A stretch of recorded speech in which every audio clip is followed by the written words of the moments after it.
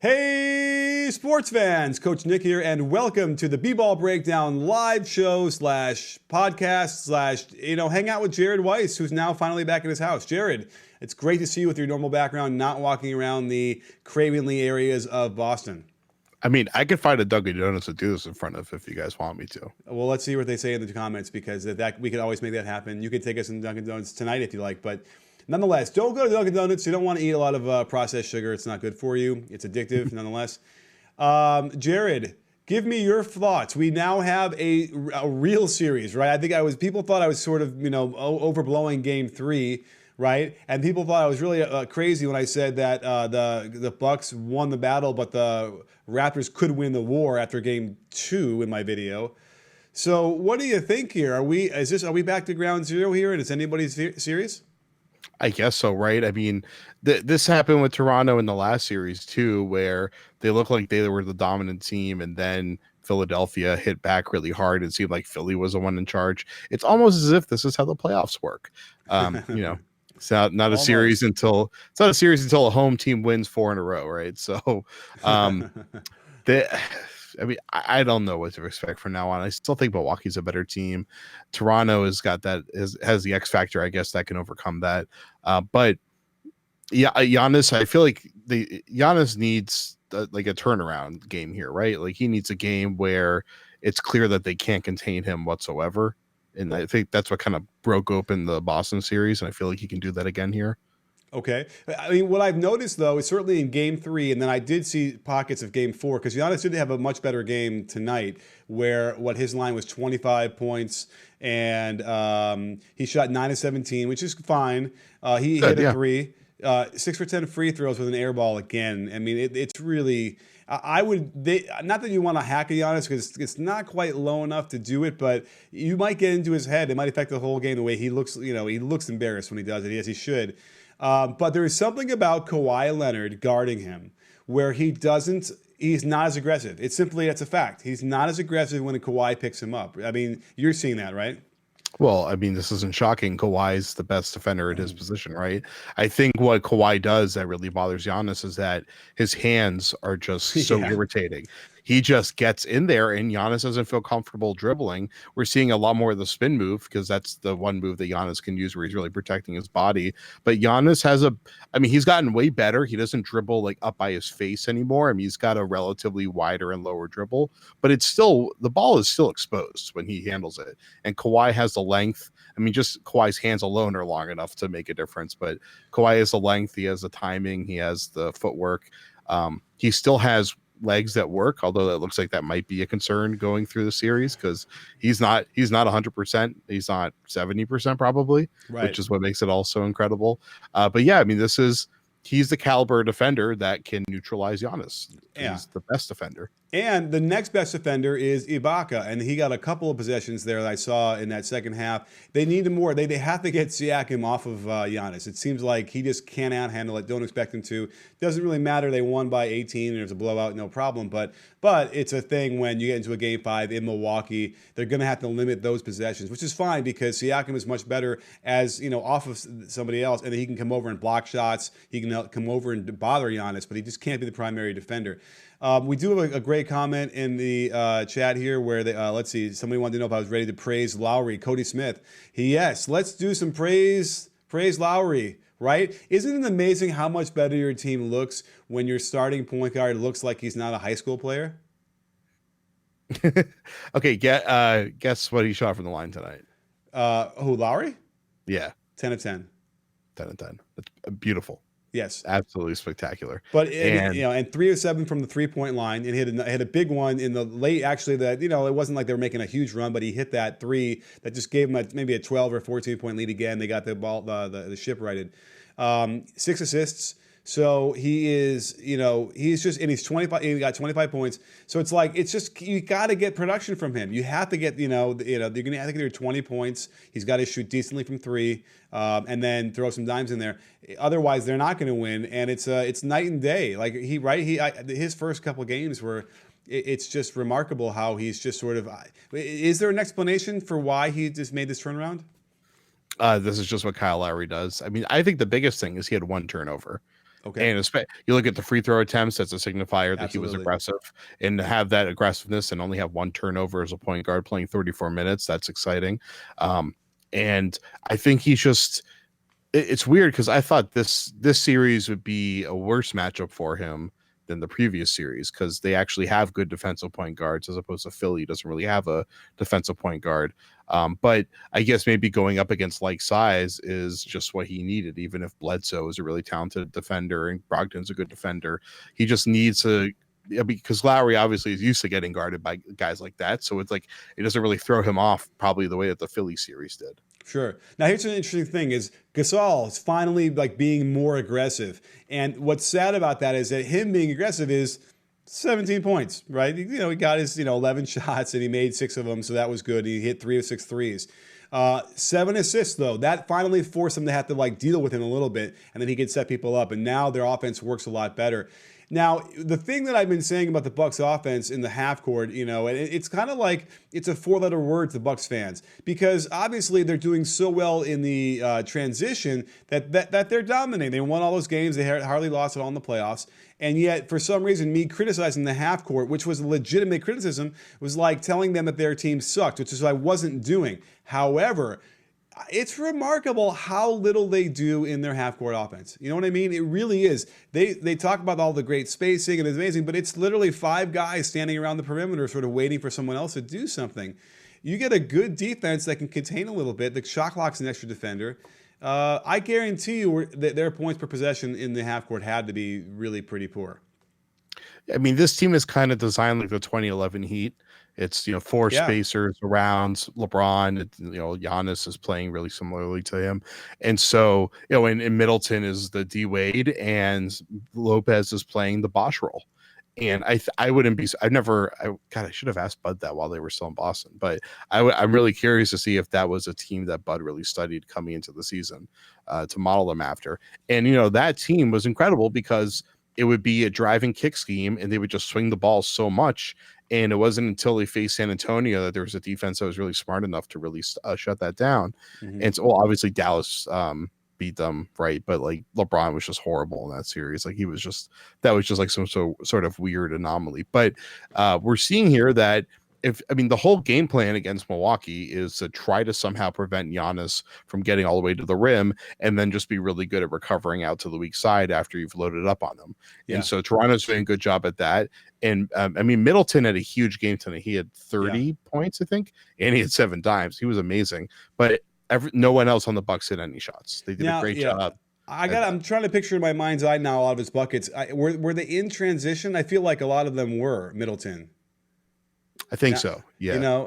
I could think of a couple right now toward the end where they went quick. And I get, hey, there's a value. Look, the Warriors are great when they go quick, right? You want to try and get down the floor and score as quickly as you can to get good shots, but it's almost out of necessity for the Bucks. And I don't know if that's a recipe for success here going forward.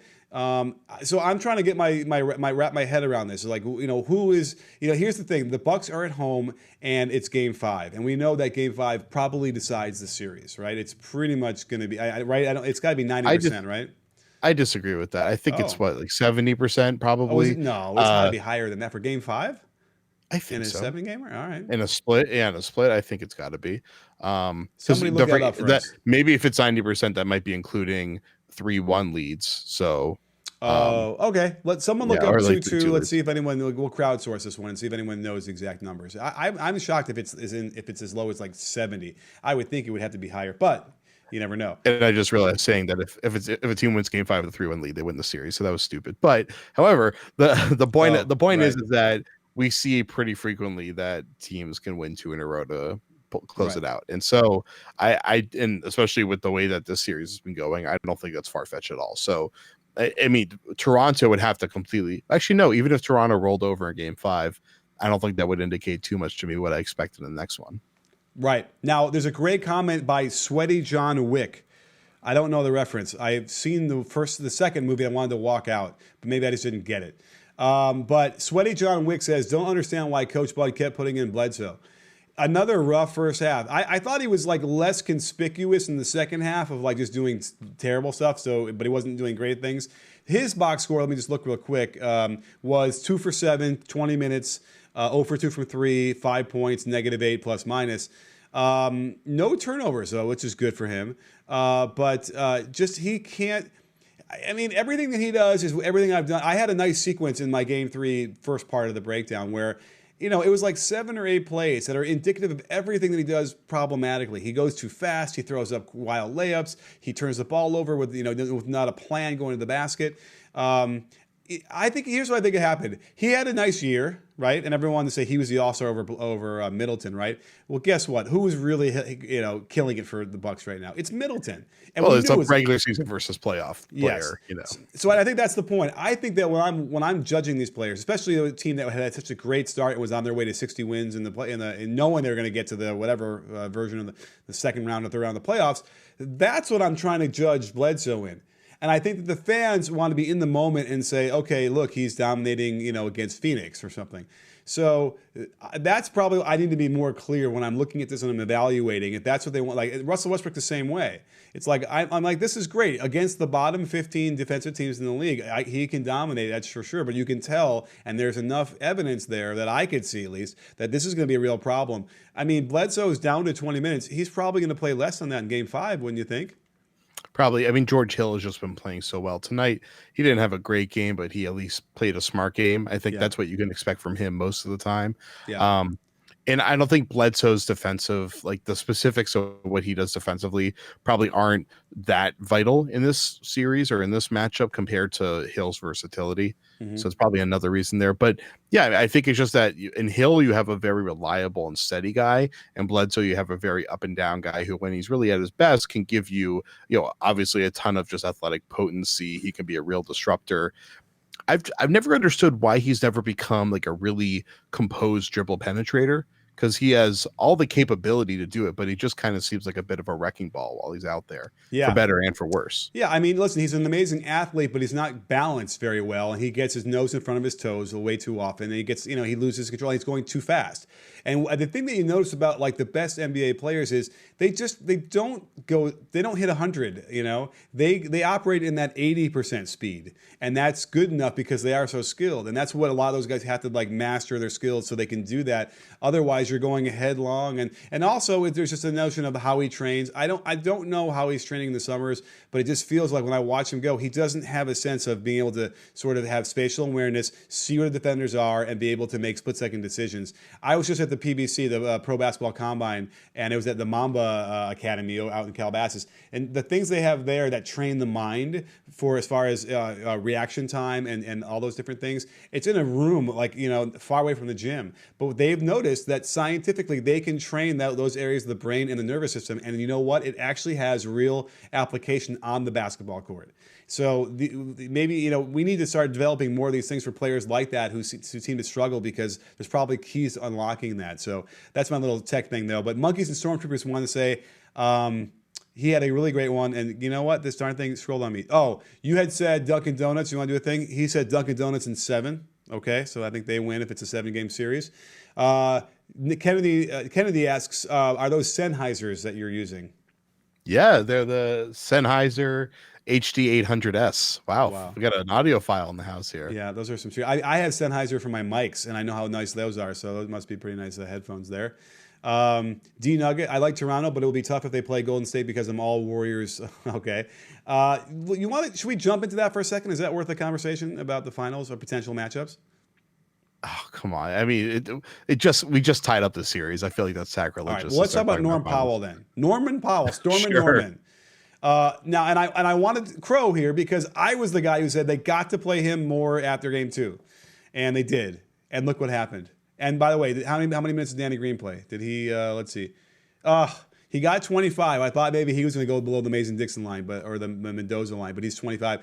But let's see here. Powell got 32 minutes primarily because he didn't get into severe foul trouble. Plus 29, game leading plus 29.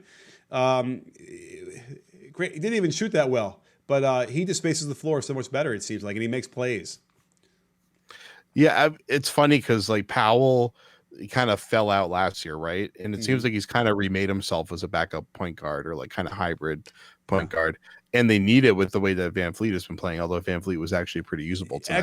Excellent tonight. Look at 5 for 6 from the field, 3 for 3 from three. Now, one thing about Powell, in my mind's eye, oh, and by the way, Van Vliet had 6 assists. So that's what he usually does. He gets you 11, 12 points, he gets you 6 assists. He's almost, that was a typical game for him.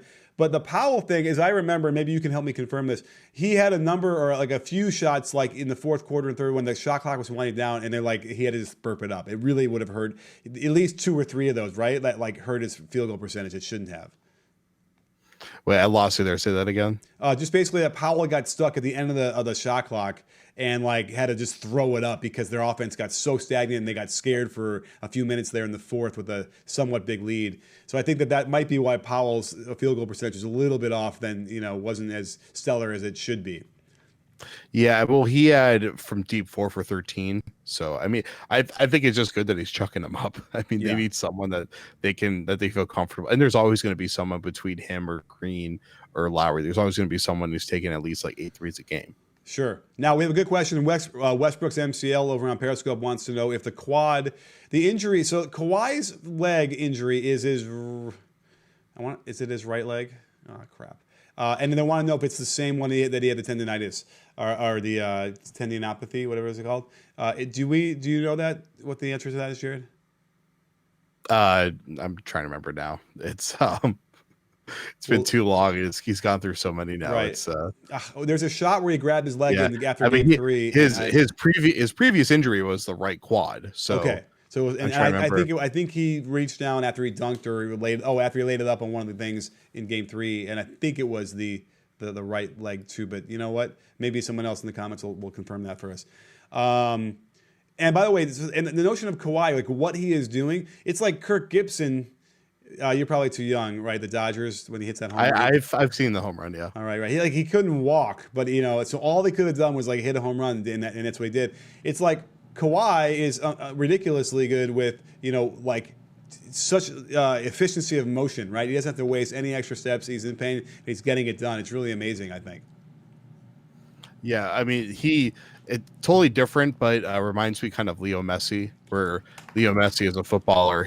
What makes him so brilliant is that he changes direction on every single step that he takes. He never wastes a moment. And so I think that's something that I think basketball players are learning to adopt a lot more nowadays. And I think they used to in the past. And I think there's obviously a lot to be learned from soccer players. And Steve Nash obviously was one of those guys that really maximized that. But having a purpose of every single step allows you to stay ahead of the defender, even if the defender can be, has a physical capability to keep up with you. And I think Kawhi does such a great job of that. He takes long strides, but he also knows how to shorten them, and he mixes things up really well.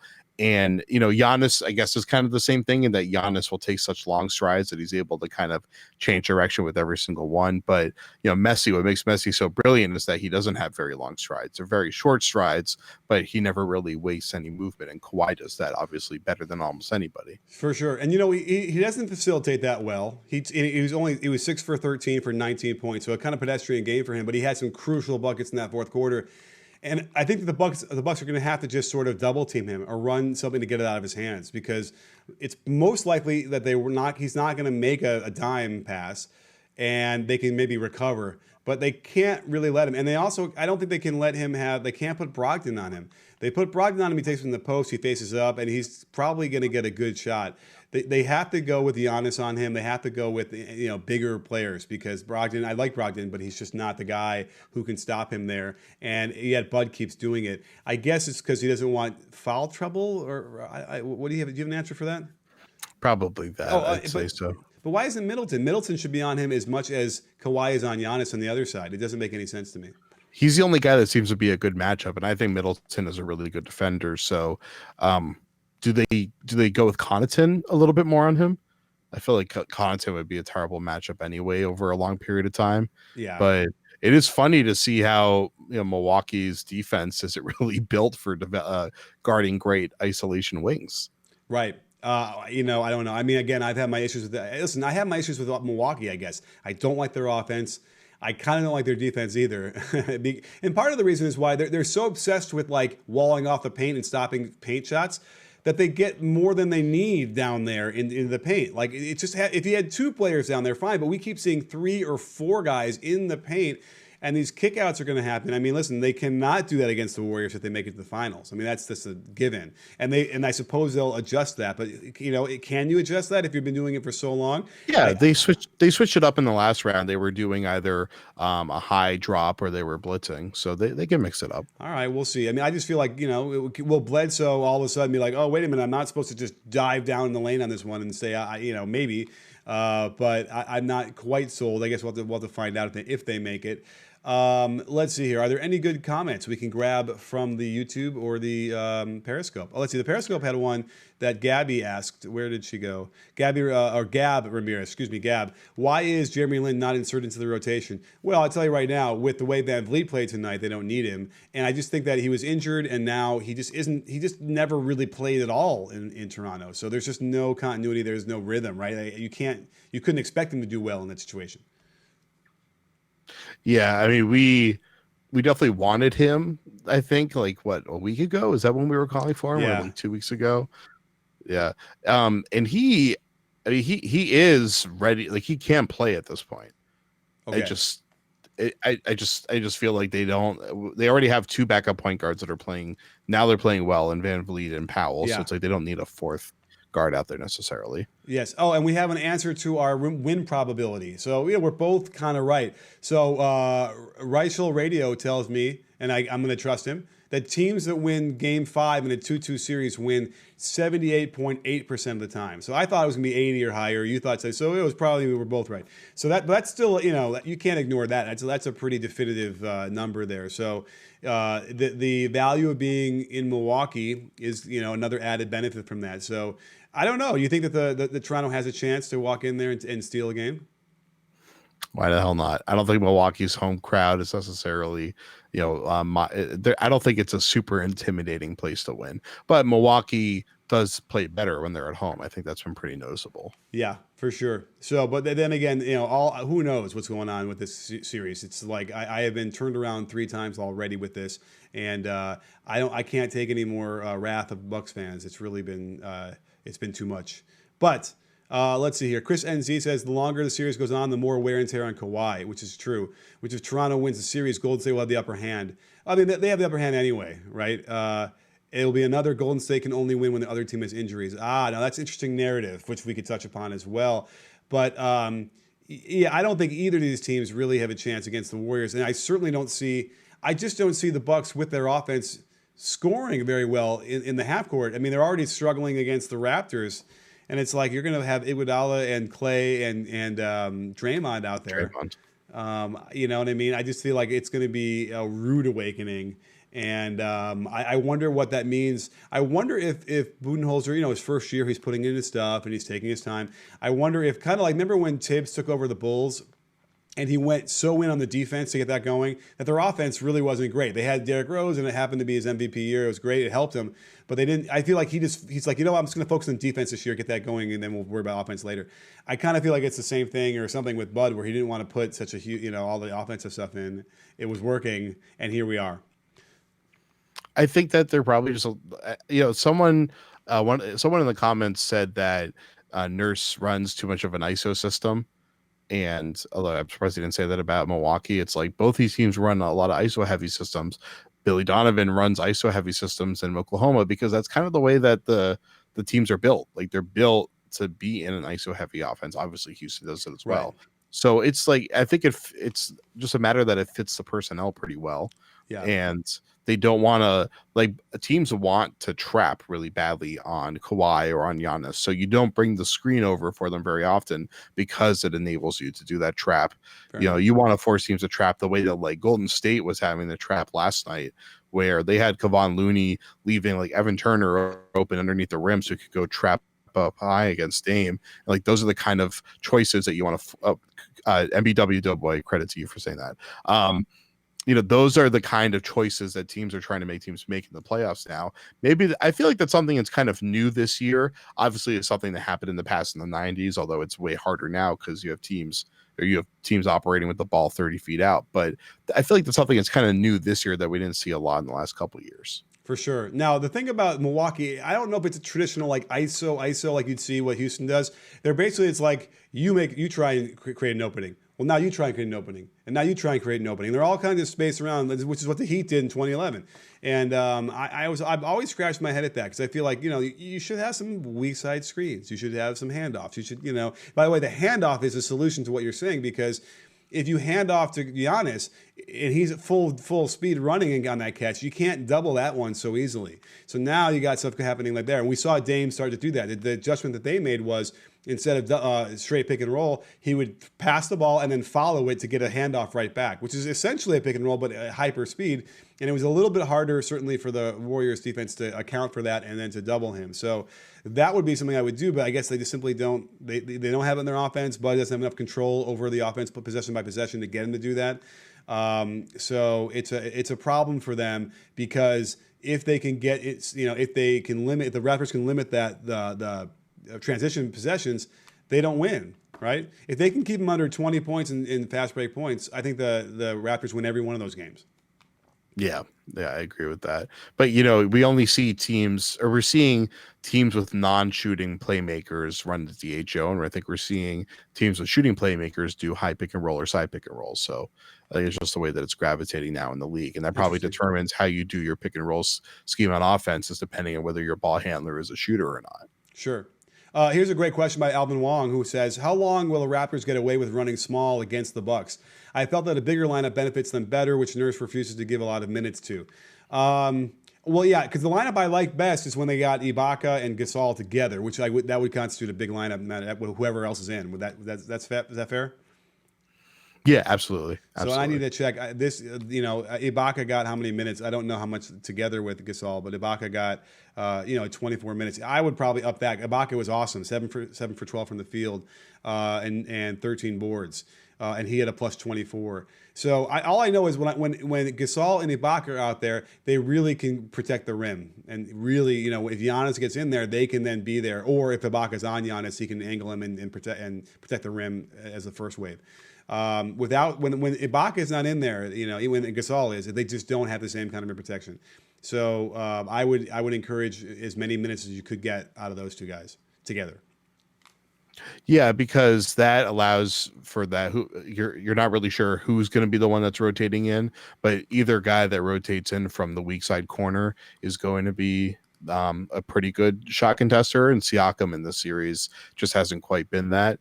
I mean, I think it'd be really interesting if they went, jumbo, and they had those guys out there with Siakam, Kawhi, and Lowry. I think that would be a good experiment. Say it again. Say it again. So it'd be Lowry, Kawhi, Siakam, Ibaka, and Gasol.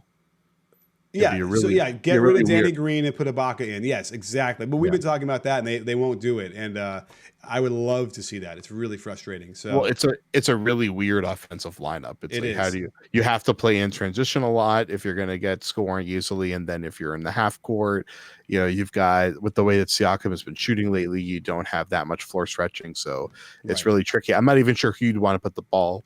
Whose hands you want to put the ball in. I feel like you'd want to start those possessions with a DHO from like Siakam to Kawhi, and then work off of that with Gasol flaring to like the elbow to give some spacing. It's really tricky one to work with. Right.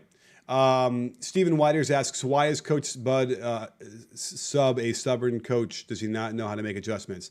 Why is he such a stubborn coach? I mean, have we seen the adjustments that are on the top of my mind right now that are sort of really tangible are all on the Raptors side, right? Playing Norman Powell more, getting Kawhi on Giannis. We haven't seen, am I correct? I mean, I got to check my mind's eye and my memory banks.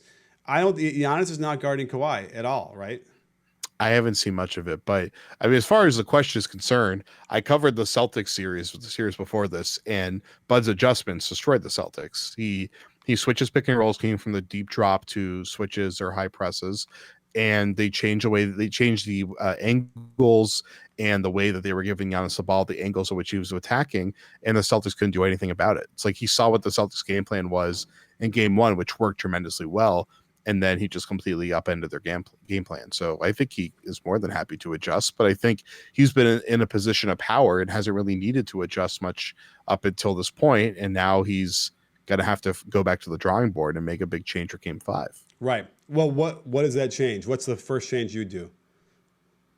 Start George Hill over Eric Bledsoe. Oh, you complete me. I didn't even think about that, but that's exactly what I would do. Yes. Wow. Okay. We should get on Twitter and start to like plant that seed. I mean, you know what? That seed could grow. It could The grow by seed's growing Friday right or now. by We're already on Thursday. Twitter, baby. Yeah. Yeah. Wow. Yeah, it's I think you need Hill's reliability Yes. and have Bledsoe be the sixth man goes up against bench it and let him run wild with the ball a little bit when Giannis isn't on the floor. I kind of think that's a better dichotomy, which seems kind of crazy just because it's worked so much this year. But right now, I think it's the best move they have. Okay. Now, here's what's funny is I'm going to go back to February, maybe. No, that's when they got Hill, right? It was a trade deadline, maybe the Yeah. trade. I had said I wonder if Bud is going to have to consider starting Hill over Bledsoe. I said that in February because I was seeing what Bledsoe was doing. I got reamed. You don't understand. I had pitchforks and torches at my door from Milwaukee. If that were to happen, can I gloat? Can I get that Twitter that tweet back out and like just gloat all over everybody? I can do that, right? That's fair. I guess so. What the hell? I mean, you don't understand what I endured. I had people like trying to discredit me. They were going into, looking me up, and it was terrible. These Bucks fans, man. But at the very least, we're talking about it. Like we're talking about impeachment right now. It's bad. It's just the worst thing is that we're talking about it. So the key here is that we're talking about Bledsoe maybe being benched. So that means that I was halfway to what I was predicting anyway. So I'll take it. We should at least issue a subpoena for Malcolm Brogdon at the very least. No, I think we need Coach Bud into the congressional hearing to find out what's going on. Brogdon is not healthy enough yet to start. Yeah, Brogdon could be his lawyer, although granted, eventually he'll be the president. So we'll see. But listen, I think I got to make dinner for the family. You got to pack for Japan. That's right. You gonna pack warm? It's funny. It's gonna be like 90 degrees when I get there, which I'm not excited for. I was kind of hoping it would be like 70 every day, but it's gonna be hotter there than it is here in Boston. Wow. Well, have a safe trip there. It's probably taking a direct flight. No, I have a 20-hour trip ahead of me. So, oh, geez. All right. 6 a.m. flight to Boston to Denver, and then a 5-hour layover before I fly to Tokyo. So there'll be lots of Raptors and Bucks film for me to watch. Nice. Yeah. And then maybe you listen to this podcast again. Or watch a video I do. So don't worry. I got a video coming up with this, I guess, tomorrow morning. Oh, you know what? It'll have to be in the afternoon. I'm going back to PBC to be on the court. If you're on Twitter, you can see me getting dunked on, sort of. There's some vicious people out there that dunk the ball hard. And it's almost like traumatic being so close to that. So, Jared, yes. Yeah, quick thing. People keep asking about OG. OG had he had an infection when he had his emergency appendectomy.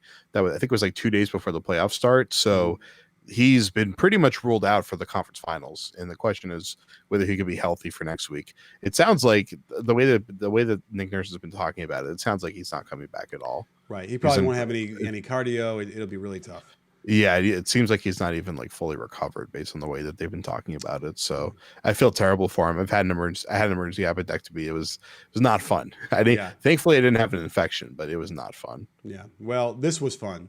So thank you so much for coming on the show with us, Jared, as always. Thank you guys out there for having this was a great show. Energy. We got through a lot of stuff. We solved some problems for some people. So awesome stuff, Jared. Thank you. When we can do this again? I guess Thursday night. Okay, I think I'm free. Yeah, we'll do it. So Thursday night, we'll be back here on Periscope, on YouTube, whatever. We'll figure it out. So don't go anywhere. Stay tuned with us and stay tuned for my next video. It's going to drop soon. And don't forget, sports fans, at BBallBreakdown, we're not a channel. We're a conversation. You in?